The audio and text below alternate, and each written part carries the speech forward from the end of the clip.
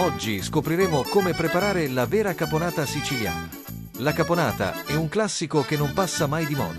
Perfetta sia d'estate che d'inverno, la caponata siciliana è un'esplosione di sapori mediterranei che conquista sempre. Questo piatto tradizionale è un vero e proprio simbolo della cucina siciliana, amato per il suo mix di melanzane, pomodori, olive e capperi, in un equilibrio perfetto tra dolce e agrodolce. Un contorno versatile che si adatta a ogni stagione e occasione.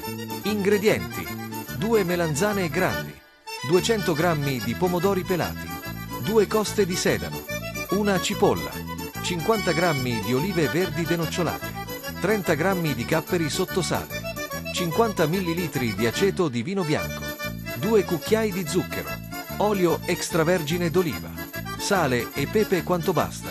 Preparazione: taglia le melanzane a cubetti e friggile in abbondante olio extravergine d'oliva fino a doratura. Scolale e mettile da parte su carta assorbente.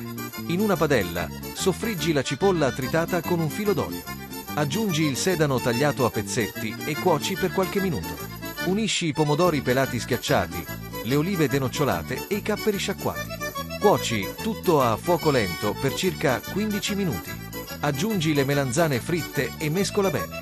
Versa l'aceto di vino bianco e aggiungi lo zucchero. Cuoce ancora per qualche minuto finché l'aceto non si sarà evaporato e tutti i sapori saranno ben amalgamati. Servi la caponata tiepida o a temperatura ambiente, decorata con foglie di basilico fresco.